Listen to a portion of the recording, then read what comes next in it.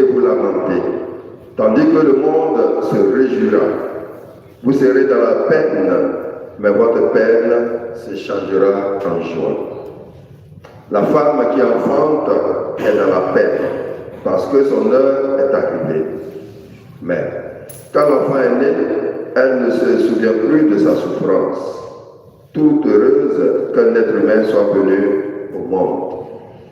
Vous aussi, maintenant, vous êtes dans la peine, mais je vous reverrai, et votre cœur se réjouira, et votre joie, personne ne vous l'enlèvera.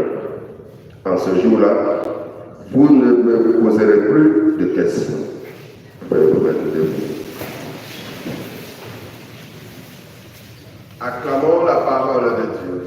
Louange à toi, Seigneur Jésus.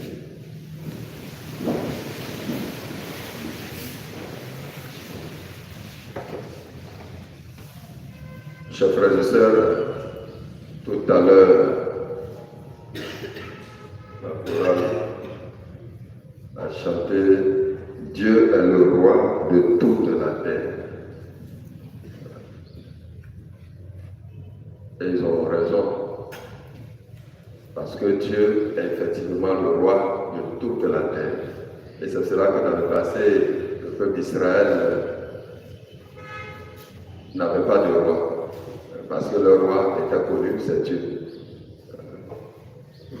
Alors donc, s'il est roi et qu'il gouverne toute la terre, ça veut dire qu'il connaît les coins et recoins de la terre. Il connaît ceux et celles qui l'habitent. Et en plus d'être le roi de la terre, il est celui-là même qui a fait toutes choses. C'est lui qui a créé tout ce qui existe. Donc, il nous connaît.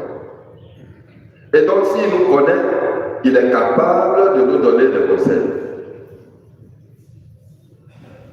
Je ne sais pas si ça existe. Il y a quelques anciens qui sont là et nous diront. À moins d'avoir vraiment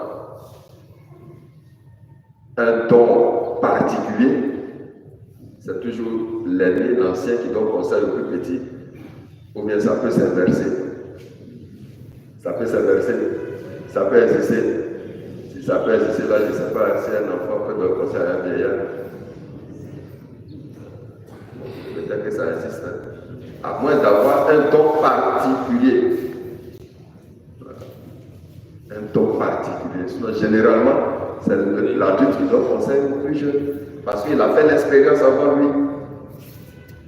Voilà. Et donc, c'est dans ce cadre-là que Dieu, à travers les textes de ce matin, nous donne conseil. Il dit à Paul, dans cette vie de Corinthe-là, j'ai déjà pour moi, donc il ne t'arrivera rien. Est-ce que Paul a douté? Il n'a pas douté, je ne sais pas. Mais ce qui est sûr, c'est que ceux qui voulaient condamner Paul ont été confondus. Dans l'évangile, Jésus dit à ses disciples, vous allez souffrir dans ce monde. Vous allez pleurer. Vous serez dans la peine. Mais votre peine se changera en joie. Je ne suis pas sûr que quand on te donne conseil au moment où tu es dans la souffrance, est-ce que tu écoutes ce qu'on dit? Est-ce que tu crois même? C'est pour l'heure tu vois la souffrance que toi tu traverses. Or, Dieu qui dirige le monde, qui connaît le monde, qui est le roi de toute la terre, c'est lui qui parle. Et il compare cette souffrance-là à la femme qui est prête à accoucher. Quand elle est en travail, paraît-il que même elle dit que c'est premier et dernier. Bon, les mamans sont là, elles vont me dire si c'est vrai ou c'est faux. Elle dit ça là, c'est fini pour moi, ça là, elle là, c'est suffisant. Je ne fais plus. Quelle souffrance ça. Et puis après, quand elle tient l'enfant dans la main, elle oublie tout. Le deuxième vient, le troisième vient, voilà qu'on arrive à la cinquième. Donc, ce que Dieu est en train de dire, Jésus est en train de dire dans l'évangile, c'est factuel, c'est concret. Quand tu es dans la souffrance, tu penses que le monde s'est arrêté, que ce n'est plus la peine même de vivre.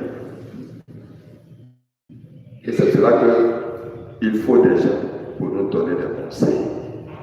Pour comprendre que ce que tu traverses, d'autres l'ont traversé